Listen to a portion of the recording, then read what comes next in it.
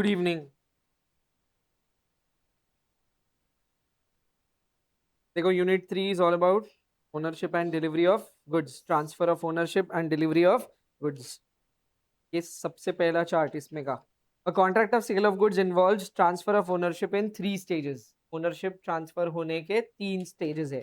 सबसे पहले passing of property मतलब obviously हम टाइटल की ही बात करें. Then delivery of goods मतलब अपन काय की बात करें, possession. और फाइनली ट्रांसफर होता रिस्क. को याद है अपन ने पढ़ा है ये डिफरेंस बिटवीन में.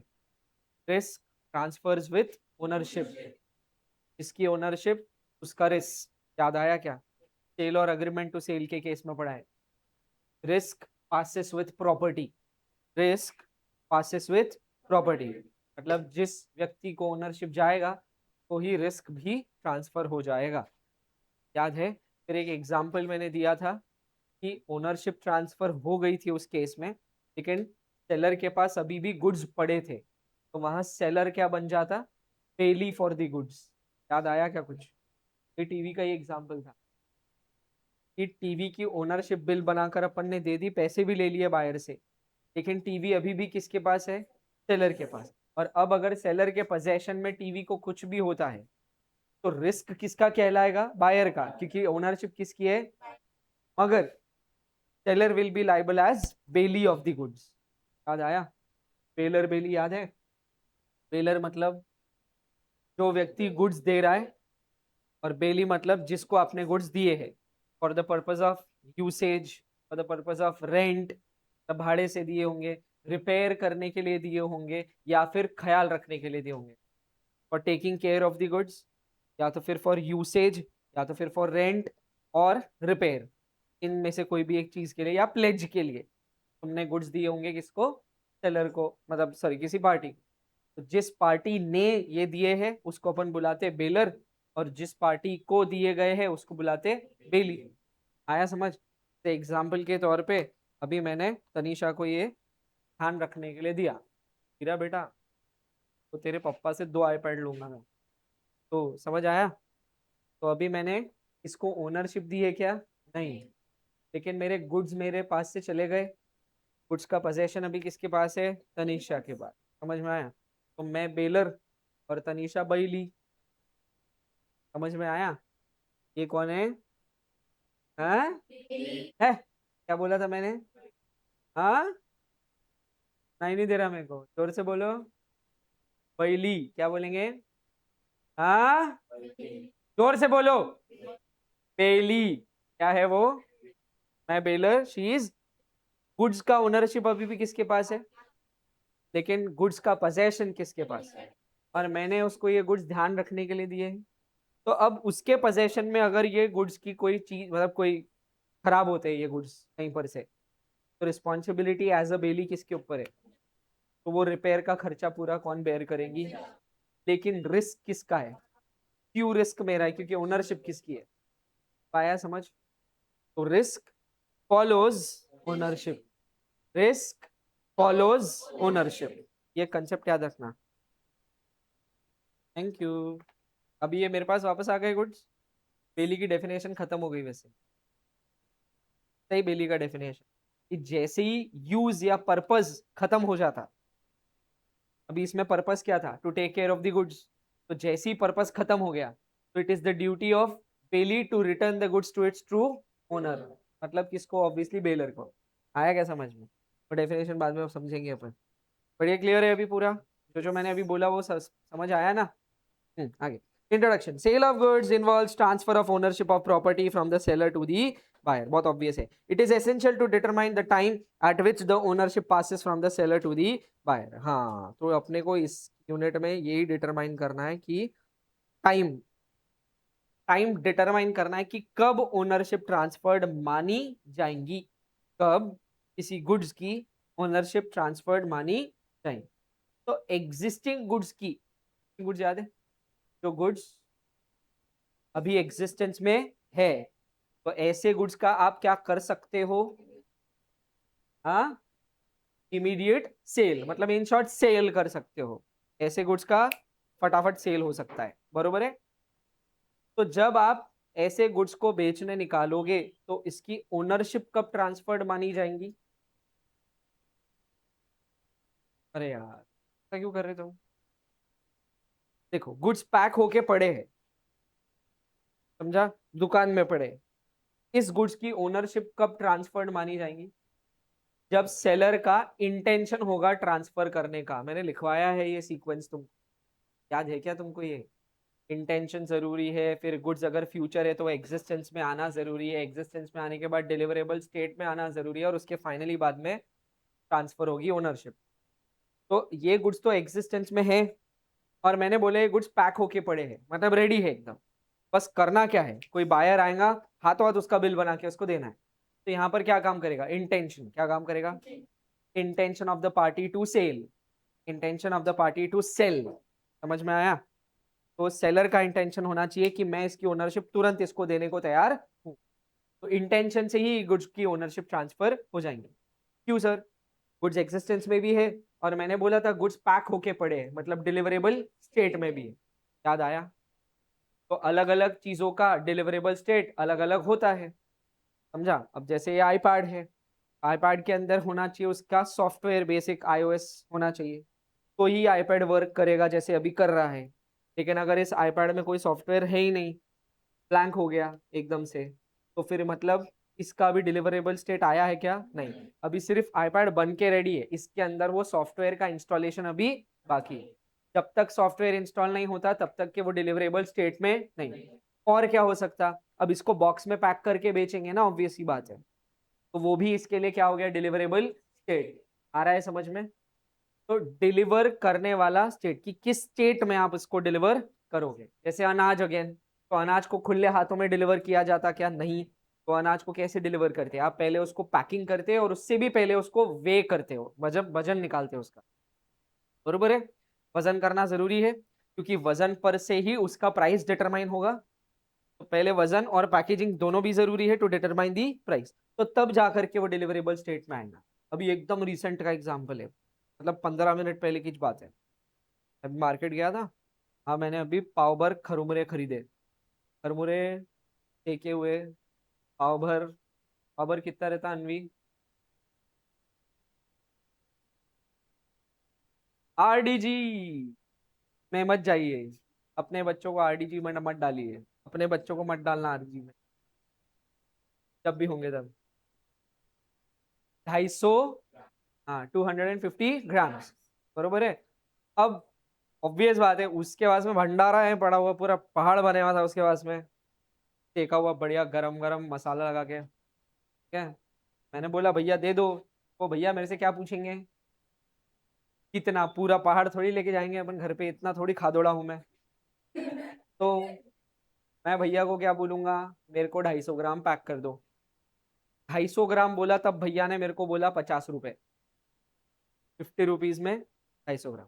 मैं बोलता 500 ग्राम, तो 500 ग्राम मतलब क्या होता अनवी? चलो बढ़िया, पता है इसको, क्या क्या हो गया? आरडीजी। तो अब कितने पैसे हो गए? 100 रुपए। तो you have to determine the price, तो firstly you have to package the goods, and before that also you have to weigh the goods. तो वजन करके दिया मेरे को उसने, काटा करके दिया, आया अभी समझ? तो वो अब गुड्स आए डिलीवरेबल स्टेट में, फिर वो प्लास्टिक के बैग में उसने पैक करके मेरे को दिया, मैं घर पे लेके आया, दो चार खा के भी आया, तुमको नहीं दिए मैंने बस। मतलब लेकिन पॉइंट क्या है कि डिलीवरेबल स्टेट में गुड्स आ चुके थे, और जैसे ही गुड्स डिलीवरेबल स्टेट में आ चुके हैं तो उसकी ओनरशिप अपन ट्रांसफर कर सकते हैं। आया क्या समझ? तो जब कोई गुड्स डिलीवरेबल स्टेट में है तो उसकी दूरी ओनरशिप से कितनी है? बस एक ही चीज, इंटेंशन क्या होना चाहिए? अगर वो खरमुरे वाले भैया मेरे को मुंह पे देख के बोल दे दे भैया तुम्हारी शक्ल पसंद नहीं है, नहीं देना है मेरे को तुमको खरमुरे, तो फिर अभी उसका इंटेंशन है क्या बेचने का? तो इंटेंशन नहीं तो सेल हो पाएगा क्या? तो गुड्स कितने भी डिलीवरेबल स्टेट में होंगे, लेकिन इंटेंशन जरूरी है। एग्जैक्ट। समझ आया कि नहीं समझ आया? हमारे साथ कभी ऐसा हुआ कि तुम कोई दुकान में गए, तुमको कोई चीज पसंद आई, तुमने भैया को बोला भैया ये दे दो, फिर भैया बोलते नहीं दे सकते, तुमने पूछा क्यों? भैया ने जवाब दिया क्या? क्या जवाब दिया भैया ने? नॉट फॉर सेल, ये जवाब दिया। तुम्हारी शक्ल तो अच्छी है ना बेटा? तो भैया ने जवाब दिया कि ये चीज बेचने के लिए नहीं है। या तो फिर ये चीज बिक चुकी है, किसी और को ऑलरेडी सोल्ड है। समझ आया? एक एग्जाम्पल भी दिया था मैंने कि तुम एक एंटीक्स की शॉप पर गए, फिर वो उसके रिसेप्शन काउंटर के ठीक पीछे जहाँ वो बैठा है वहां पर ही उसके एक बड़ा सा वास रखा हुआ था। तुमको बहुत पसंद आया, तुम खरीदने ही गए थे इंटीरियर की चीजें, लेकिन तुमको वो वास पसंद आया, तुमने भैया को पूछा वास कितने का है, भैया ने प्राइस भी बताया, ठीक है। पर फिर तुमने बोला पैक कर दो, तो जैसे ही तुमने बोला पैक कर दो, भैया ने बोला नॉट फॉर सेल। आया क्या समझ? क्या गायब है? इंटेंशन। क्या गायब है? Intention to sell. अभी समझ में आया? अभी पूरा पक्का? Okay, all good. चलो आगे बढ़ते। Importance of the time of transfer. तो अपने को ये डिटरमाइन करना जरूरी क्यों है कि ओनरशिप कब ट्रांसफर होंगी, क्योंकि जब ओनरशिप ट्रांसफर होंगी तभी पीछे पीछे ट्रांसफर होगा रिस्क। समझ में आया? नहीं समझा? तो ओनरशिप के पीछे पीछे जाएगा रिस्क। ये रिस्क वाला फैक्टर डिटरमाइन करने के लिए हमको ओनरशिप वाला फैक्टर और उसका टाइम डिटरमाइन करना बहुत जरूरी, और वो डिपेंड करेगा टाइप ऑफ गुड्स पे, काय पे। तो अब मैं तुमको केस दे देता, फ्यूचर गुड्स है, तुम बताओ कैसे का सीक्वेंस बताओ पूरा, कि फ्यूचर गुड्स का सेल करना है तो कैसे होगा। फ्यूचर गुड्स है, उसका सेल करना है तो कैसे होगा। मैं लगे तो लिख देता ऊपर, तुमने एक एक करके बता, एक एक करके बताना, बोल रहा ना मैं, आपस में नहीं बताना, मेरे को बताना। सब चीजें आपस में ही बता देते तुम, मेरे को कौन बताएगा फिर। तो फ्यूचर गुड्स को पहुंचना है कहाँ तक के? सेल तक। कैसे पहुंचाओगे, क्या क्या करोगे, बताओ जल्दी जल्दी बताओ। बोल। Very good. फ्यूचर गुड्स को सबसे पहले लेकर आएंगे एग्जिस्टेंस में, क्या है में? वेरी गुड, आगे बोलो कोई और। फिर एग्जिस्टेंस में लाने के बाद उसको लाएंगे डिलीवरेबल स्टेट में। समझ में आया क्या? डिलीवरेबल स्टेट, समझ रहा ना? वो दिख रहा ना? डी है वो बस। आगे। Correct intention of the parties. तुम्हारे किसी के पास में पुरानी बुक है क्या? ऐसा लग रहा मेरे को कि ऐसा क्या हुआ एक दिन में कि तुमको आंसर आने लग गया। नहीं, शक तो होगा ना मेरे को। ऐसा कैसा, ऐसा जादू कैसा का हो गया? समझ आया क्या? बराबर सीक्वेंस बोला तुमने एकदम। सबसे पहले फ्यूचर गुड्स को लाना पड़ेगा, है ना। इट इज लाइक अपन कोई रेसिपी बता रहे है ना, रेसिपी बता रहे काई की। हाँ, सेल की। तेरे को क्या खाना है अभी? हाँ ना। फ्यूचर गुड्स को लाएंगे सबसे पहले, समझ में आया। फिर उसको लाएंगे इन डिलीवरेबल स्टेट, समझ आया। और डिलीवरेबल स्टेट में लाने के बाद में चाहिए intention of the parties. Parties कितनी रहती है बेटा? ऑब्वियसली बायर और सेलर। समझ में आया? और उसके बाद हो जाएगा उसका, आया समझ में? पक्का। सेल करने के लिए कौन सा डॉक्यूमेंट जरूरी है? हाथ ऊपर। हे भगवान, ऐसा करेंगे तुम? है, मैं बताया ना, वो नहीं लिखा हुआ वहां, तो नहीं आ रहा तुमको। Document of title, of title जरूरी है। डॉक्यूमेंट ऑफ टाइटल से ही ओनरशिप ट्रांसफर होती है, याद आया। और डॉक्यूमेंट शोइंग टाइटल से ओनरशिप प्रूव होती है, याद आया। समझ में आया? पक्का। तुमने 3 4 पन्ने ऑलरेडी पलट लिए अगर तुमने ये बता दिया तो, मतलब मैंने अच्छा पढ़ा है ना। मैं हमेशा ही अच्छा पढ़ाता नहीं। आओ नहीं बोलेंगे, कोई बात नहीं, कोई बात नहीं बेटा। अब देखो तुम फिर ठीक है, ये क्लियर है ना? पर श्योर है ना? पक्का। अब वो कुछ नहीं करेंगे, वो क्या करने वाले तुम्हारे साथ मालूम है क्या? वो बोलेंगे एग्जिस्टिंग गुड्स, फिर तुम वो प्रोसेस में जाना, फिर उसमें एग्जिस्टिंग गुड्स, उसके नीचे के 2 स्टेप बताना है तुमको, डिलीवरेबल स्टेट और फिर वो बोलेंगे existing goods are in a deliverable state, फिर तुम क्या बोलेंगे? Intention of the party. समझ में आएगा? बस खत्म। इतना ही पढ़ना है तुमको अभी, 2 3 पेजेस। समझ रहा? तो स्किप मार दो, फिर थियोरी तुम पढ़ लेंगे ना। ऐसा ही होता दूसरे सब्जेक्ट में थोड़ा ज्यादा सच हो गया ये। हाँ, ये काट के अगर किसी ने इंस्टाग्राम पे डाला ना तो देखो। तेरे पास कहाँ बेटा टाइम है? तेरे पास होमवर्क करने का टाइम नहीं है रे। कहाँ ये सब झंझट में पड़ रहा? इंस्टाग्राम की रील कॉपी करेगा, फिर उसमें से काटेगा, फिर डालेगा। नहीं होना है तेरे से बेटा, बहुत मेहनत करनी पड़ती है उसमें भी। तेरे से 2 मिनट का होमवर्क नहीं हो रहा। गुड, कोई बात नहीं। The general rule is that risk prima facie, primarily, primarily, तुम्हारे को एक्सेंट भी नहीं आता, आरडीजी। प्राइमरीली, तो risk primarily passes with ownership, ये तो पढ़ लिया अपन ने, समझ आया, याद आया कि वेदिक का। आगे, the general rule is that risk prima facie passes with the property in case where goods are lost or damaged. Lost or the burden of loss will be borne by the person who is the owner at the time of the goods are lost or damaged. तो देखो, ये तनीषा, इसने बोला sir मेरे को घर पे phone लगाने का है, आपका फोन दो, दिया, क्या फोन लगाया, टैंग टैंग टैंग टैंग, बात की, फिर फोन मेरे को फेंक के दे रही थी, फोन गिर गया और फूट गया, उसके हाथ से फूटा, लेकिन बुरा किसको लगेगा? क्यों? किसका फोन है वो? मेरा। समझ में आया क्या? पक्का। तो एक कपल जा रहा था टू व्हीलर पे। तुम समझ गए क्या? नहीं समझे, मैं बताता पूरा, ठीक है। तो जो वाइफ थी वो पीछे बैठी थी, गिर गई, किसको बुरा नहीं लगेगा? अरे पागल है क्या? तो कौन बोलता? ऑब्वियसली किसको बुरा लगेगा? हस्बैंड को बुरा लगेगा। क्यों? किस बात के लिए बुरा लगेगा? ओनरशिप किसकी है? किसकी ओनरशिप है? आया अभी समझ में? क्लियर है? इसका अच्छा वाला एग्जांपल देता हूं मैं, अच्छा वाला। नई नई टू व्हीलर ली हस्बैंड ने, ठीक है, बैंड बजाने के लिए वाइफ ने टू व्हीलर लेके गई, वाइफ ने टू व्हीलर सीधा नाली में डाल दी, किसको बुरा लगेगा? क्यों? समझा गया? और वाइफ को मिला टॉपिक नया, झगड़ा करने का। वही दिखा, देखो क्यों बुरा लगा? तू थोड़ी वाइफ है किसी की बेटा भी, पर याद रखना मेरी बात। बट क्लियर है, पॉइंट क्लियर है ना? जिसकी ओनरशिप बुरा उसको लगता, और बस वो बुरा लगने के हिसाब से सोचना तुमने कि लॉस और डैमेज के लिए रिस्पॉन्सिबिलिटी किस पे आएंगी? ओनर पे। किस पे? लेकिन फिर अपन सोचो इसको तो ऐसा, अपने को बुरा नहीं लगा यार सर, इससे गलती हुई, गलती तो आपकी थी भी नहीं, आपका फोन इसने फोड़ा, इसको फोड़ो। समझ रहे? तो गड़बड़ तो है ना, गलती करे कोई और भरे कोई। सर ये गड़बड़ हो रहा, तो ये रूल बराबर नहीं है।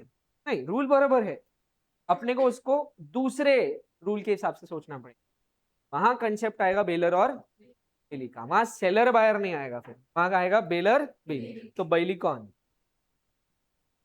Very good. तो अब किसके हाथ से गुड्स खराब हुए? बैली के हाथ से, ठीक है। तो रिस्पॉन्सिबिलिटी डैमेजेस भरने की किस पे जाएंगी? समझा अभी? किस पे? तनीषा। समझ गया? पक्का? चौर? बटर? हाँ बराबर समझता, देखो आगे। Where the goods are damage by the act of the third party, act of किसी थर्ड पार्टी के एक्शंस की वजह से गुड्स हुए खराब। समझ आए? It is the owner who can take action. कौन एक्शन ले सकता? अब ये थर्ड पार्टी कौन है? ट्रांसपोर्टर। कौन? कौन रहता बेटा ट्रांसपोर्टर? ट्रांसपोर्टर नहीं मालूम इसको? ट्रांसपोर्टर वो रहता जो ट्रांसपोर्ट करता। Nice, very nice, very nice, I like this. मैं भी ऐसे ही पढ़ाऊंगा। ओनरशिप क्या रहता? जो ओनर रहता वो ओनरशिप रहता। खत्म। मैं एकदम फटाफट हो जाता है चैप्टर। नॉनसेंस। ट्रांसपोर्टर बताओ क्या रहता? लेकर जाएगा अपने गाड़ी में, लेकर जाएगा टांगे में, लेकर जाएगा बसंती के साथ लेके जाएगा, लेकिन लेके जाएगा तो एक जगह से दूसरे जगह पर गुड्स मूव करेगा, वो रहेगा third party, that will be transporter. तो ऑब्वियसली सेलर के गोडाउन से किसके गोडाउन पे लेके जाएगा? बायर के गोडाउन पे लेकर जाएगा, तो उसमें दोनों के बीच में एक मीडिएटर बन रहा है, कौन? वो ट्रांसपोर्टर को अपन बुला रहे थर्ड। ट्रांसपोर्टर ने क्या किया जो नहीं करना चाहिए था? गुड्स खराब कर दिए। समझ में आया? तो गुड्स खराब हो गए, किसके हाथ से हुए? किसकी गलती से हुए? ट्रांसपोर्टर की गलती से। तो रिस्पॉन्सिबिलिटी वैसे किस पे आएंगी? क्योंकि ट्रांसपोर्टर वहां क्या है हाथ ऊपर, हाँ, ट्रांसपोर्टर वहां पर है बेली। क्या है? क्यों बेली? ओनर नहीं क्या वो? नहीं, उसको आपने सिर्फ गुड्स का क्या दिया था? पोजेशन। कहाँ पहुंचाने के लिए? बायर को डिलीवर करने के लिए। तो ट्रांसपोर्टर को ओनरशिप, इसके लिए ट्रांसपोर्टर हो गया बेली। अब ऑब्वियसली इस ट्रांसपोर्टर पर केस फाइल कौन कर सकता, बायर या सेलर? Obviously seller. समझ में आया? क्यों? अभी ओनर कौन है? समझ गया क्या? पक्का। एक ऐसी ट्रिक क्वेश्चन करूँ क्या फिर? सोच के जवाब देना, पर ऐसा डायरेक्ट हाथ ऊपर करके जवाब मत दे देना, सोचना थोड़ा सा, पहले विचार करना, ठीक है? तो हमने बोला कि सेलर लायबल है, बरोबर? मतलब सेलर केस फाइल करेगा किस पे? ट्रांसपोर्टर पे। क्यों? Because seller is the owner. Seller he owner क्यों है अभी, बायर ओनर क्यों नहीं है? हाथ ऊपर। अब ये मत बोलना कि बायर को ओनरशिप नहीं मिली, नॉनसेंस आंसर मत देना। मैं पहले ही बोला था ट्रिक क्वेश्चन है, तो प्रूव करना है कि why the buyer has not become the owner of goods. Come on come on. Buyer owner क्यों नहीं बना? क्या? ऐसा थोड़ी होता, वो तो बताते ना, सेलर बताता, तुरंत इन्फॉर्म करता कि ट्रांसपोर्ट वाले को गुड्स दे दिए है, कुछ तेरे तक आ जाएंगे गुड्स एक दो दिन में, ऐसा कुछ तो भी। बायर को गुड्स का अभी तक के पोजेशन ट्रांसफर नहीं हुआ। समझ आया? और अपने लिए तीन चीजें इंपॉर्टेंट है। बिल बन जाता बायर के नाम पर, सेलर बिल बना के ही देता ट्रांसपोर्टर को, बिल बना के देता ट्रांसपोर्टर को। मैंने पूरा ड्राइंग बनाया था यार, ऐसा मत करो ना, याद है क्या तुमको वो? हाँ, तो बिल बना के देते अपन ट्रांसपोर्टर को, ट्रांसपोर्टर बिल लेकर जाता किसके पास? बायर के पास। तो ओनरशिप तुमने लिखी है, कम्युनिकेट की है क्या? सेलर ने लिख कर दी है ओनरशिप, बिल बनाया है, किसने बनाया? सेलर ने। लेकिन ये कम्युनिकेट कब होगा? जब सेलर को बिल एक्चुअली हाथ में, बायर को बिल एक्चुअली हाथ में डिलीवर होगा। समझ आ रहा? तो ओनरशिप इसलिए ट्रांसफर नहीं हुई है क्योंकि अभी भी पोजेशन किसके पास है? सेलर के पास ही है, क्योंकि वो ट्रांसपोर्टर भी किसने अपॉइंट किया है? सेलर ने। किसने? तो ट्रांसपोर्टर अभी किसका एजेंट कहलाएगा? सेलर का ही एजेंट कहलाएगा। तो ultimately the possession is in the hands of seller. तो बायर को ना प्रॉपर्टी ट्रांसफर हुई, ना ही बायर को डिलीवरी ऑफ गुड्स मिली है। ये दोनों चीजें यहां जरूरी थी, है क्या समझ? तो इसके लिए बायर को ओनरशिप आया समझ? स्लाइड सा चेंज करते हैं। अगर वो ट्रांसपोर्टर अपॉइंट किया होता बायर ने, स्वयं अपने बायर ने अपॉइंट किया होता ट्रांसपोर्टर, और सेलर ने गुड्स लोड करवा दिए ट्रांसपोर्टर के ट्रक में, गुड्स लोड हो गए, समझा, और ट्रांसपोर्टर चल दिया बायर की तरफ,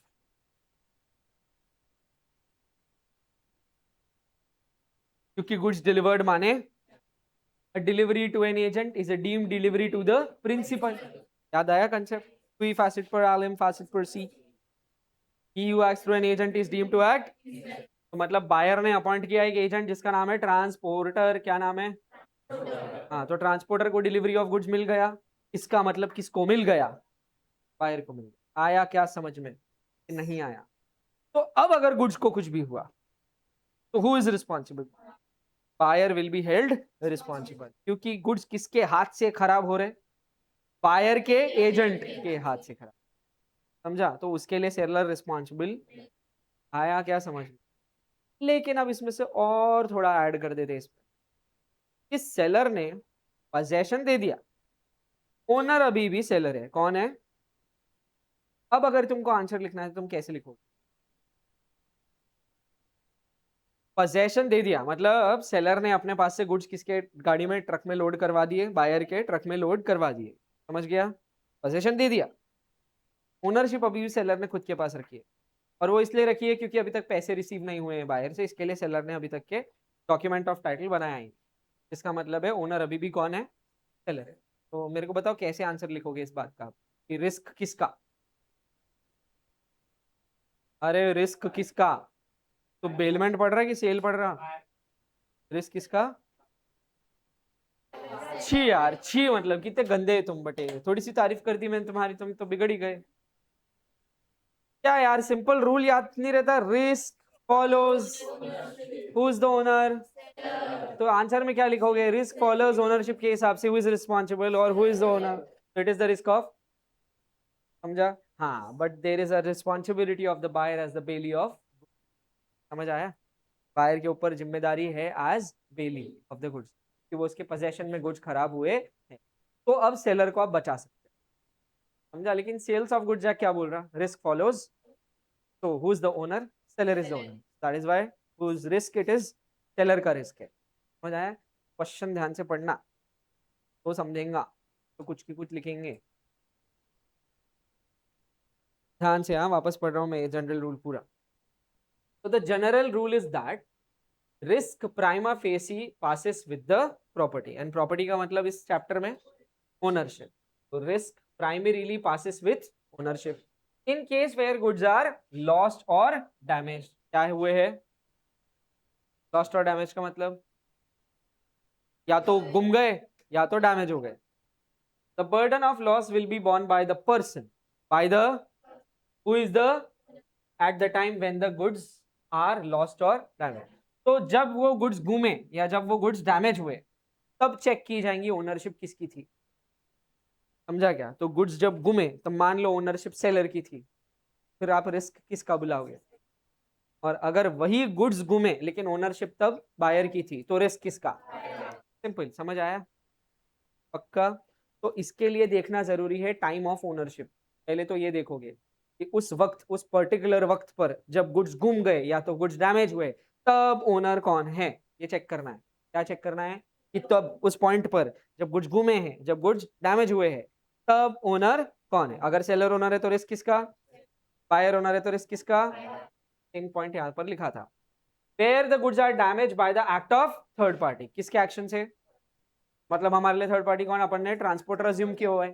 तो ट्रांसपोर्टर के हाथ से अगर गुड्स खराब हुए, किसके हाथ से खराब हुए, तो कौन ट्रांसपोर्टर पे केस फाइल कर पाएगा? जो उस गुड्स का मालिक होगा। मतलब अगर सेलर ओनर है तो सेलर केस फाइल करेगा, बायर ओनर है तो। समझ में आया क्या? नॉन ओनर कभी केस फाइल नहीं कर सकता, ये बात ध्यान रखना। समझ आया? नॉन ओनर बोले तो जो गुड्स का ओनर नहीं है। क्लियर? पढ़ लो। So where the goods are damaged by the act of a third party, it is the owner who can take action. Suit for price by the seller can be filed only when the property has passed to the buyer। इसको underline कर दो, पूरे line को underline करना। Suit for price by the seller, suit for price by the seller, underline किया क्या? Can be filed, can be by, sorry, can be filed only when the property, property का मतलब has passed to the, समझ आया? पक्का? पूरे line में कहीं पर भी पोजेशन लिखा है क्या? पूरे लाइन में पोजेशन लिखा है क्या? ठीक है, अब मैं स्टेप बाय स्टेप पूछता हूँ। सूट फॉर प्राइस का मतलब क्या होगा? आप काय के लिए केस फाइल कर रहे हैं? कंसिडरेशन के लिए। मतलब जैसे मान लो ये आईपैड है, ये आईपैड के लिए मेरी डील हुई इसके साथ में, ये 50,000 में खरीदने को तैयार है, 50,000 में तय हो गया, प्राइस फिक्स हो गया। मैंने तुरंत इसके नाम से बिल बना के दे दिया। ये बोले सर मैं डिलीवरी 2 दिन बाद लेके जाऊंगी। कब? मैं बोला सर मैम पेमेंट, तो बोले कल सवेरे तक पेमेंट हो जाएगा आपका। समझा? तो मैंने उसको चिट्ठी मतलब बिल बना के दे दिया। आया क्या समझ में? ओनरशिप किसको चली गई? अनीशा को। क्या क्या बचा है? पैसे भी बाकी है, पोजेशन भी बाकी है। क्या क्या बचा है? दोनों बाकी है अभी। तुमने सुना मैंने क्या एग्जांपल दिया? पक्का क्लियर हो क्या एग्जांपल से? क्या बेच रहे? आईपैड। कितने में बेच रहे? 50,000 में बेच। क्या डील हुई है कि वो कब डिलीवरी कब लेके जाएंगी? 2-3 दिन बाद, जो भी है। ठीक है, हाँ। और पैसे कब देंगी? Next day. मतलब आज डील हो रही तो कल पैसे देने वाली थी। समझ आया? हाँ, तो मैंने उसके नाम पर क्या बना दिया? दे दिया उसको बना के, साइन भी ले लिया उसके और बिल बना के उसको दे दिया। समझ आया? पक्का? और अगला दिन पूरा बीत गया, तो मैडम आई नहीं पैसे देके। मैं तीसरे मतलब from the date of deal, उधर से तीसरे दिन मैंने उस पर केस कर दिया, सूट फॉर प्राइस। सही है गलत है? डिलीवरी हुई नहीं है, डिलीवरी हुई, उसको गुड्स कभी डिलीवर हुए नहीं, गुड्स अभी भी मेरे पास नहीं पड़े। तो मैंने सूट फॉर प्राइस फाइल कर दिया, मतलब केस कर दिया उसके ऊपर प्राइस के लिए, पैसों के लिए। सही है गलत है? सही है। क्या है? क्योंकि ओनरशिप आपने दे दी थी, पैसे उससे लेने बाकी थे, और अग्रीमेंट में क्लियरली मेंशन था कि वो डिलीवरी बाद में लेके जाएंगी, पैसे पहले देके जाएंगे। लेकिन उसने पैसे दिए क्या? प्रॉमिस्ड डेट को पैसे दिए क्या? नहीं। और जिस दिन उसने प्रॉमिस किया था पैसे देने का, उस दिन अगर वो पैसे नहीं देती, ध्यान से सुनना, उसने नेक्स्ट डे प्रॉमिस किया था, मतलब डे 2 को प्रॉमिस किया था, आज डील हुई है, कल पैसे देने वाली थी, कल आ गया, कल पूरा दिन बीत गया, फिर भी पैसे नहीं दिए, मैं तुरंत अपने आप को ट्रीट करूंगा एज अनपेड सेलर। क्या? अनपेड का मतलब क्या होता? जिस सेलर को अपने गुड्स के पैसे, दैट इज अनपेड सेलर, और मैं तुरंत उसके ऊपर केस कर सकता हूं for price, that is called as suit, which means case for price of goods, for price of goods. सुना क्या तुमने? यस और नो? पक्का? क्या ट्रांसफर नहीं हुआ था? डिलीवरी नहीं हुई थी, पोजेशन ट्रांसफर नहीं हुई। तो पोजेशन इंपॉर्टेंट नहीं है सूट फॉर प्राइस के लिए। आई के लिए देखो, मैं अगेन मेरे वर्ड्स क्या है, आई के लिए सूट फॉर प्राइस के लिए possession important, delivery important, sale के लिए इंपॉर्टेंट है। फर्क समझो, अपने को क्या पूछा है? सूट फाइल करना है, मतलब केस करना है, काय के लिए? प्राइस के लिए। तो वो तुमको क्या पूछेंगे केस में? कि आखिरी में क्वेश्चन पूछ लेंगे कि क्या ये पर्सन केस फाइल कर सकता है फॉर प्राइस, मतलब can the seller file a case for price. फिर वो तुमको फैक्ट्स में लिख कर देंगे कि भाई उसने ओनरशिप दे दी थी और गुड्स डिलीवर होने वाले थे सम फ्यूचर डेट पर, ओनरशिप हाथों हाथ दे दिया था, गुड्स डिलीवर होने वाले हैं सम फ्यूचर, लेकिन पैसे आने वाले थे अगले दिन। तो तुम क्या आंसर लिखोगे? Yes, the seller can file a suit on the buyer. समझ में आया? Suit for price. तो प्राइस को, मतलब सूट फॉर प्राइस को कोई लेना देना नहीं है कि गुड्स डिलीवर हुए या नहीं हुए। सूट फॉर प्राइस को सिर्फ एक ही बात से लेना देना है, ओनरशिप गई थी या नहीं गई थी। समझ आया? लेकिन सेल को लेना देना है ओनरशिप से भी और डिलीवरी से भी। समझ में आया? कि गुड्स डिलीवर भी होने चाहिए और ओनरशिप भी जानी चाहिए। समझ में आया? तब जाकर के आप सेल कंप्लीट मानेंगे, मतलब ऑब्वियसली कंसिडरेशन पास होने के। सुना मैंने क्या क्या बोला? पक्का? अब वो देखो, अटपटी सी लाइन बीच में उन्होंने डाली, इसलिए मेरे को ये सब बताना पड़ा, वरना मैं अभी नहीं बताता ये। अब ये जो मैंने बोला इधर कि भाई जो सेलर है जिसको अपने माल के पैसे नहीं मिले उसको बुलाते अनपेड सेलर, यही तुम्हारा 4th नंबर का यूनिट है, जिसके अंदर तुम उस सेलर के, मतलब उस अनपेड सेलर के, मतलब उस अग्रीव्ड पार्टी के राइट्स पढ़ेंगे। क्या पढ़ेंगे? राइट्स। रेमेडीज पढ़ेंगे। रेमेडीज याद है? Suit for damages, suit for specific performance, suit for injunction, suit for quantum merit, आए याद कॉन्ट्रैक्ट चैप्टर। तो ऐसे ही कुछ अधिकार यहाँ पर भी किसको मिलेंगे? सेलर को मिलेंगे। किसको मिलेंगे? हाँ, और उसको अपन नाम देंगे अनपेड सेलर, क्योंकि सिर्फ सेलर नहीं बुलाएंगे, अब उसको बुलाएंगे अनपेड सेलर, और उसके सारे अधिकारों के बारे में अपने को पढ़ने मिलेगा 4थे नंबर की यूनिट। आया क्या समझ? One of which was suit for price, मतलब एक अधिकार था उसमें से सूट फॉर प्राइस। समझा? हाँ, अब मेरे को मालूम है बहुत सारी चीजें मैंने एक साथ बता दी, जंबल हो गया होगा, तुम्हारा दिमाग घूम रहा होगा, तो मैं तुम्हारा सब सीधा कर देता पहले, एकदम स्ट्रेट। हमने क्या क्या पढ़ा? हम पढ़ रहे यूनिट नंबर 3, जिसमें हमको 2 चीजों के बारे में पढ़ना जरूरी है। पहला है ट्रांसफर ऑफ ओनरशिप, यूनिट का हेडिंग देखो, ट्रांसफर ऑफ ओनरशिप, और दूसरा डिलीवरी ऑफ गुड्स। ये 2 बातों के बारे में पढ़ना है। अनपेड सेलर के बारे में पढ़ना है क्या? नहीं। तो सिर्फ 2 ही चीजें, ट्रांसफर ऑफ ओनरशिप और डिलीवरी ऑफ गुड्स। फिर हमने इसमें क्या देखा कि भाई कब रिस्क ट्रांसफर होगा, कब ओनरशिप ट्रांसफर्ड मानी जाएंगी। तो ये 3 चीजें जब हो जाएंगी तब ओनरशिप ट्रांसफर्ड मानी जाएंगी। तो सबसे पहले passing of property, delivery of goods and passing of risk, because risk follows, ये पढ़ा अपन ने। फिर उसके बाद में अपन ने पढ़ा यहाँ पर कि अगर हमको रिस्क डिटरमाइन करना है कि किसका है, क्योंकि 2 ही पार्टीज है, सेलर है और एक बायर, तो हमको दोनों में से किसका रिस्क है ये डिटरमाइन करना है। डिटरमाइन करना है मतलब हमको जानना है कि भाई रिस्क किसका रहेगा दोनों में से। तो हमको पहले देखना पड़ेगा ओनरशिप किसकी है। क्या देखना पड़ेगा? समझ में आया क्या? क्या देखना पड़ेगा? तो उस मोमेंट पर ओनरशिप किसकी है, उस हिसाब से रिस्क डिटरमाइन होगा। तो अगर ओनर सेलर है तो रिस्क किसका, अगर ओनर बायर है तो रिस्क किसका। समझ में आएगा? उसको भी डिटरमाइन करने के लिए अपने को यह देखना पड़ेगा कि ट्रांसफर ऑफ ओनरशिप कब हुआ। ट्रांसफर ऑफ कब हुआ? तो जैसे मैंने बोला कि अगर गुड्स एग्जिस्टेंस में है और वो डिलीवरेबल स्टेट में है, तो आप फटाक से उसकी ओनरशिप दे सकते हो अगले को। फटाक से बोले तो एकदम ही 1 सेकंड में, मजा आया, बिल बना दे दो, खत्म, ऐसा। तो ये ओनरशिप ट्रांसफर होगी, और जैसी ओनरशिप ट्रांसफर हो जाएगी रिस्क भी उसी के साथ हो जाएगा ट्रांसफर। ये समझ आया था? पक्का? ये पढ़ा था अपन ने। फिर उसके बाद में अपन ने importance of time of transfer पढ़ा, जो मैंने ऑलरेडी अपने पॉइंट्स में एक्सप्लेन कर दिया। यहाँ पर पहला मुद्दा यही है, risk primarily passes with ownership, मतलब प्रॉपर्टी, दैट्स ओनरशिप। समझ गया? उसके बाद अपन ने ये वाला लाइन देखा कि बर्डन ऑफ लॉस या डैमेज किसका रहेगा? ओनर का। किसका? क्योंकि रिस्क किसका? तो बर्डन ऑफ लॉस या बर्डन ऑफ डैमेज किसका? तो मेरी भाषा में बुरा किसको लगेगा? ओनर को। अगर गुड्स को कुछ भी होता है, चाहे वो किसी के भी पोजीशन में, ओनर को बुरा लगेगा। आया कि नहीं आया समझ? पक्का? श्योर है ना? फिर उसके बाद में अपन ने क्या पढ़ा ये वाले इतने पार्ट में, कि जहां गुड्स किसी थर्ड पार्टी के हाथों से खराब हुए, किसके? थर्ड पार्टी कौन रहता? ट्रांसपोर्टर। अपन ने एग्जांपल में ट्रांसपोर्टर लिया है, तो ट्रांसपोर्टर के हाथ से अगर गुड्स खराब हुए हैं, तो फिर उसके ऊपर केस फाइल कौन कर सकता डैमेजेस क्लेम करने के लिए? ओनर। कौन? तो अगर बायर ओनर है तो ट्रांसपोर्टर पे केस करेगा बायर, अगर सेलर ओनर है तो ट्रांसपोर्टर पे केस करेगा। समझ आया? इतना पढ़ा अपन ने। फिर फाइनली एक लाइन पढ़ी अपन ने कि सूट फॉर प्राइस कब फाइल कर सकता है सेलर ऑन बायर? जब ओनरशिप उसने ट्रांसफर कर दिया होगा। तो पूरे लाइन में कहीं पर भी पोजेशन की बात नहीं की। तो सूट फॉर प्राइस करने के लिए आपको ओनरशिप देखना है, दैट्स इट। तो आप क्वेश्चन में क्या देखेंगे सूट फॉर प्राइस के लिए?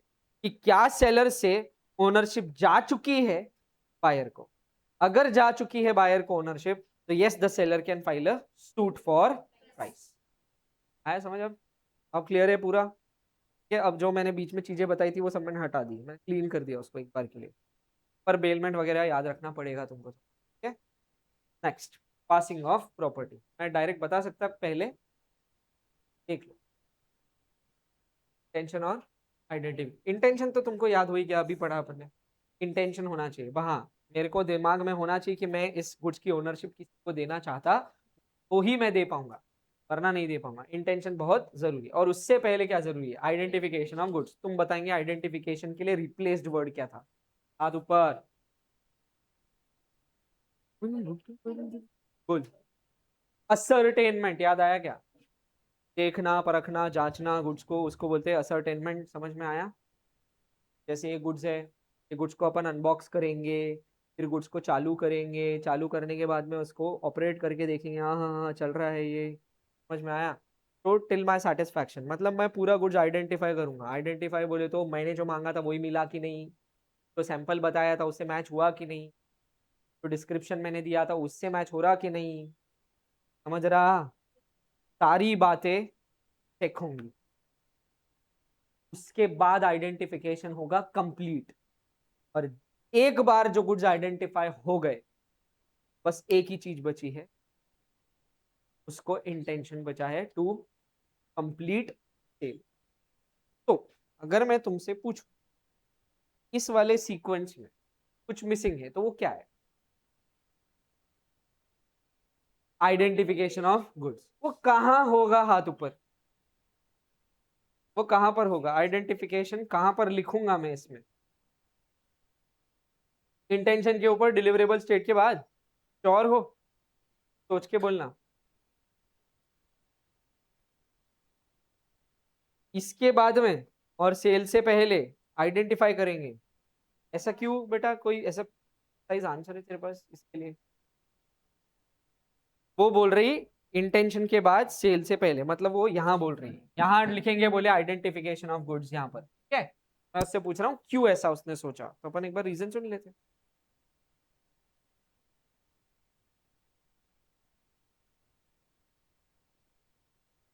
तो उससे आइडेंटिफिकेशन का क्या लेना देना है?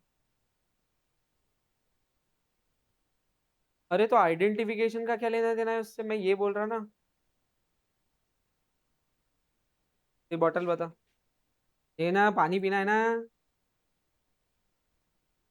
सी मालूम तेरे को भी। ये देखो, ये यार बॉटल एकदम एक नंबर कलरफुल बॉटल एकदम, ठीक है? बेचना है देखो, ये वापस। मैंने तो आइडेंटिफाई किया बॉटल, वो भी इंटेंशन से पहले किया। फिर अभी और करूँ? देख, एक मिनट दे। तो फोड़ वोड़ के देखना है मतलब, नहीं है ना पानी सही में? क्या? तो छी हाँ तो ये देखा, है ना? मजबूत है बॉटल, समझा क्या? मजबूत है बॉटल, मजबूत है, अच्छी बॉटल है, ठीक है? कौन सी कंपनी की है? कंपनी है ही नहीं, पर अच्छी लगी। आइडेंटिफाई कर ली ना, तो आइडेंटिफिकेशन क्या लेना देना है सेल,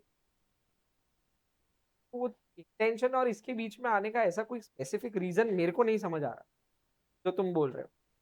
हाँ, यहाँ पर थोड़ा सा ठीक है एक बार के लिए, इधर इसके बीच में ठीक है, हालांकि आंसर कुछ और है। सबसे ऊपर तो वो सबसे ऊपर ये है ना,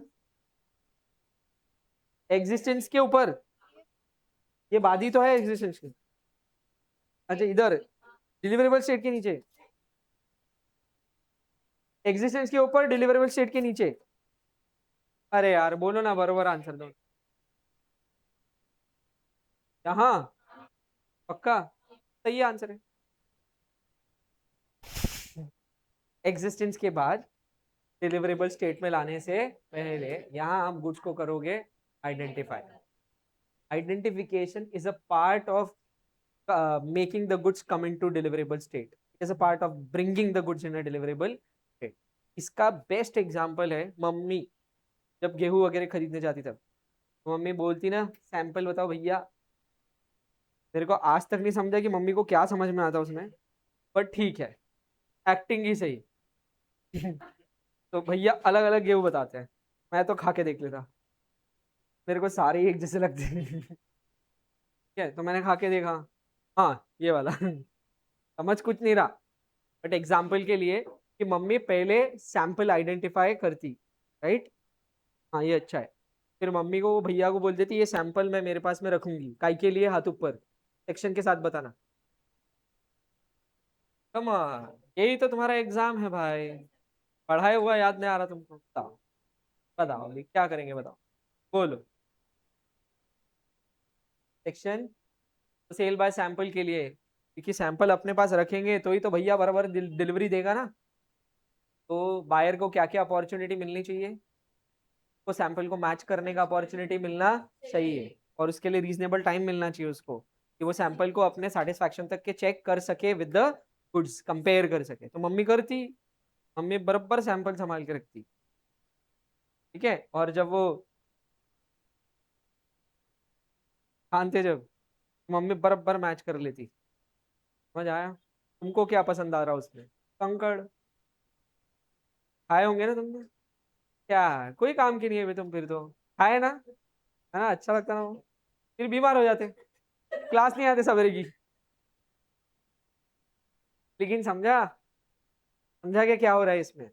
तो इसमें डिलीवरेबल स्टेट में लाने के लिए, इमेजिन करो लिखा है, तो डिलीवरेबल स्टेट में लाने के लिए आइडेंटिफिकेशन जरूरी है, क्योंकि भाई सेलर कौन से गुड्स पैक करेगा जो बायर सिलेक्ट करेगा। सिलेक्शन क्या है, आइडेंटिफिकेशन। समझ में आया कि नहीं? तो यस डेफिनेटली, तो सबसे ऊपर क्या था, वेरी गुड,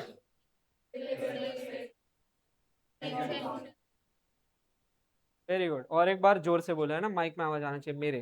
पहला, जोर से बोलो, जोर से बोलो, जोर से बोलो, और जोर से बोलो।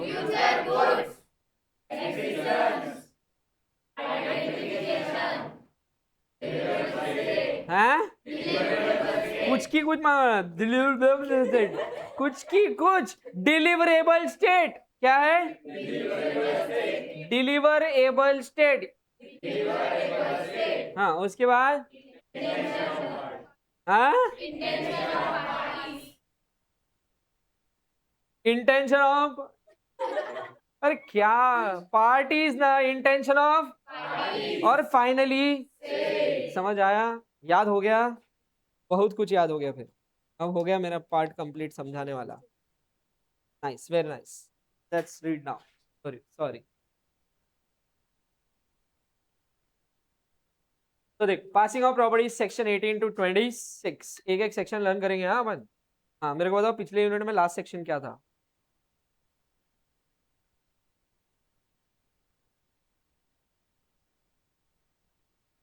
शेमड़े बच्चे रे तुम,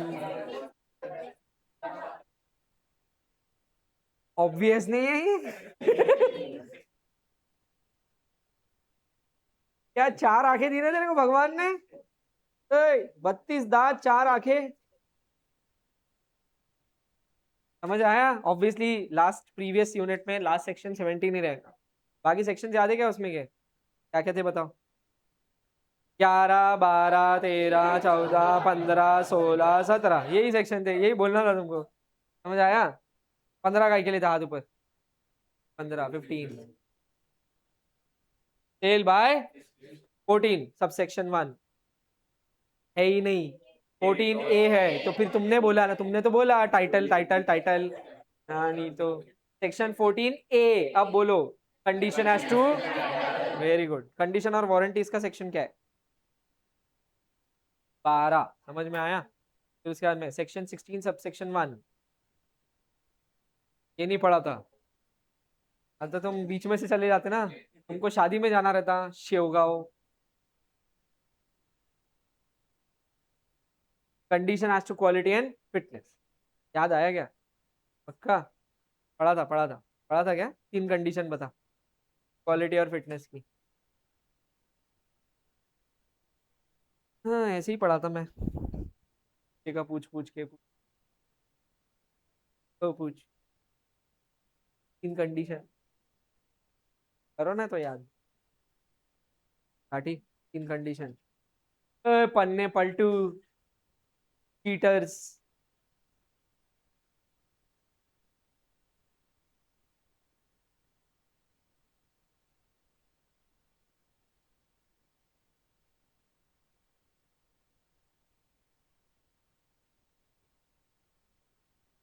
बोलना एक तो बोल ले इनको, एक दो याद आ जाएंगी फिर तूने देख ली। हाँ छोटे चाले नहीं होना यार। बोलने वाली वो थी, तू क्यों बोल रही? फिर तुम वही कर रहे, बीच में ही हाँ बोल दे रहे तुम। फिर तूने बताया उसको। डिसाइड कर लो कौन बोलना है।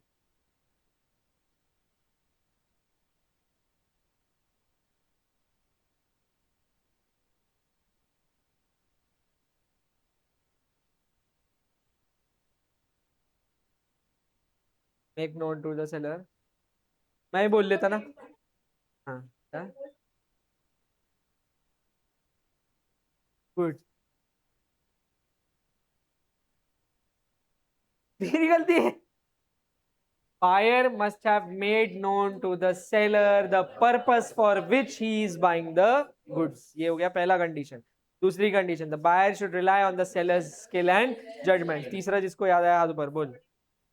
The seller should be an ordinary dealer in those goods. समझ में आया क्या? भैंस के तबेले पे मेडिसिन मांगने नहीं जाते बेटा।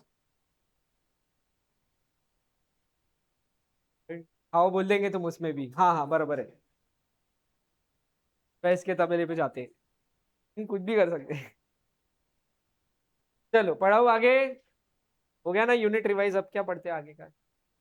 So, passing or transfer of property constitutes the most important element and factor to decide legal rights and liabilities of seller and the buyer. किसके legal rights, किसकी legal liabilities, as well as दोनों की समझा? legal rights of the seller, legal rights of the buyer, and legal liabilities on the seller and legal liabilities on the। समझ में आया? दोनों में से अच्छा वर्ड कौन सा है? अरे बोलो ना, अच्छा वर्ड कौन सा है? Rights obviously. लाइबिलिटीज अच्छा वर्ड है क्या? पर तुम तो हो। आगे passing of property implies passing of ownership. देखा अपन ने कुछ झूठ नहीं पड़ा। If the property has pass to the risk in the goods sold is that of the. यही पढ़ाया था मैंने हिंदी में। इंग्लिश में समझ आ रहा RDG? And not of seller. इसका रिस्क नहीं है कि। Very good. तो द गुड्स में still be in the sellers. पूरा पढ़ाया था ये। भले इस गुड्स किसके पास पड़े होंगे लेकिन फिर भी ओनरशिप किसकी है? बायर की। तो रिस्क किसका? बुरा किसको लगेगा?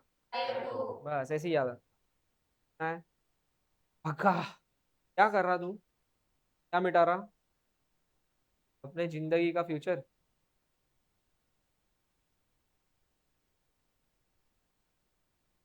क्यों आ रहा देखो. The rules regarding transfer of property in goods from the seller to the buyer depends on two basic. अरे जोर से बोलो ना. Two basic factors. इतना ही बोलो. ना किसको आइडेंटिफाई करना है और किसका इंटेंशन. पार्टीज कितनी रहती. कौन. ऑब्वियस बात है. तो किससे किसको प्रॉपर्टी ट्रांसफर होंगी. तो मेनली वो किसके इंटेंशन की बात करें.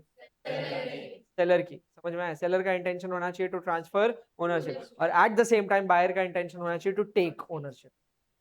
आया क्या.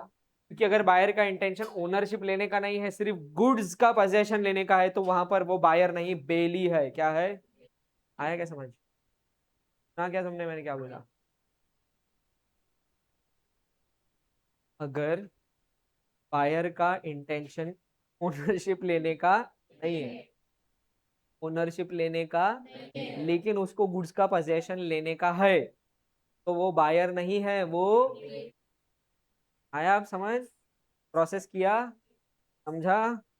डेली समझा. पक्का. वो कुछ याद आया था भूल गया.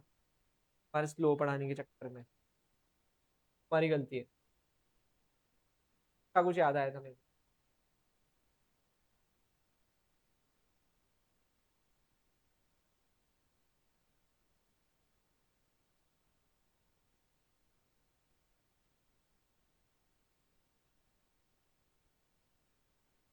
एक सोच है, साइकोलॉजिकल है. सोच है मेरी. ओपिनियन. देखो लोग शादी करते, साथ फेरे रहते, प्रोमिसेस करते. इन सभी में से अगर मैं इंटेंशन गायब कर दूं, तो इन सभी का कोई मोल. सोचो एक बार. एक भी चीज का कोई मोल नहीं है. अगर इंटेंशन ही नहीं है वो निभाने का, तब व्यर्थ है. ये प्रोमिसेस व्यर्थ है. इतना तामझाम व्यर्थ है. लोगों को ठूसा जो खाना वो व्यर्थ है. सब कुछ एकदम वेस्ट है. वेस्ट. क्योंकि जो पार्टीज इन्वॉल्व है उनका कभी इंटेंशन था ही. आए क्या समझ. तो अब अगर तुमको कोई पूछे सबसे ज्यादा इंपॉर्टेंट शादी में क्या है, तुम क्या बोलेगे. ये तुम्हारा जवाब होना क्या. गहरा था बहुत ये, बट समझदारी का काम है. क्या होना चाहिए. अब मैं इसमें को उसको उल्टा कर देता. मैंने बोला था मेरा ओपिनियन आएगा. मेरा ओपिनियन उल्टा. दो लोग साथ में रह रहे बहुत अच्छी से, तो लिविंग रिलेशनशिप बोलते. शादी नहीं हुई है, कोई बंधन नहीं है, लेकिन निभा रहे. अब ये ज्यादा बेटर है या वो विदाउट इंटेंशन वाली शादी बेटर है. कौन सा ये. हाँ. कौन सा. लिव इन है ना. क्यों बेटर है लिव इन. कि बिना कस्मों के, बिना रीत रिवाजों के, बिना किसी अग्रीमेंट के, बिना किसी सिग्नेचर के, बिना किसी 7 राउंड एंड राउंड के, कुछ भी नहीं किया, बट स्टिल एक दूसरे के तरफ बिल्कुल एकदम सच्चाई से. वहां क्या काम कर रहा है उनके बीच, के लिए इंटेंशन बहुत मैटर करता. और इसके लिए इंटेंशन मैंने 11वीं में पहले दिन पढ़ाए थे. दो टाइप के रहते. Good faith, bad faith. Bona fide, mala fide. Mala fide में है ही वर्ड महिला. समझ में आया. क्लियर है. दहेज लेके भाग गया दूल्हा. मेलाफाइड. ऑब्वियसली मेलाफाइड है. बताना नहीं था ये. पता है ना. दहेज लेके दूल्हा दुल्हन लेके भाग गया. फिर ठीक है ना, चलेगा ना. अबे उसी की दुल्हन लेके भागा. दूसरे की नहीं लेके भागा. दहेज भी लिया. सही है. क्यों ऐसा कंफ्यूज क्यों हो गए तुम. क्या. वो तुमने पिक्चर देखा क्या, जिंदगी ना मिलेगी दोबारा. देखा है मूवी. देखा है किसने. तुम पिक्चर भी नहीं देखते. करते क्या तुम फिर.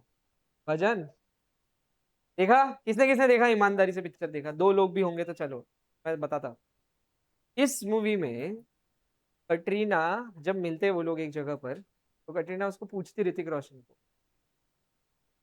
अगर कोई लड़की जो ठीक ठाक है दिखने में, लेकिन उसके पप्पा ने उसके लिए 500 करोड़ की संपत्ति छोड़ी हुई है, ठीक है, तो तुम क्या फिर भी उस लड़की से शादी कर लेंगे? ऋतिक बोलता हाँ। बोले मैटर ही क्या करता उसका लुक, जब 500 करोड़ मिल रहे अकाउंट में। समझ रहे तुम बात को? इंटेंशन वहां शादी है क्या? हाँ शादी इंटेंशन वहां। और गलत भी नहीं है ऋतिक का, 500 करोड़, है ना? नहीं आंडवी, है ना? ये दहेज देंगी नहीं, ये दूल्हे से लेंगी, नहीं तो बोले मैं तेरे पे बैठ जाऊंगी। ठीक है, इंटेंशन अब याद रहेगा हमेशा के लिए, है ना? आज के लिए नहीं, धन्यवाद। भेजी हुई है मैंने। वो तो अब वो मेरे को पूछना पड़ेगा, मैं सुबह मैं नहीं था ना नीचे, तो ऑफिस में से कुछ। आई आक्स, आई डोंट नो। यही स्क्रीन है, सेकंड फ्लोर।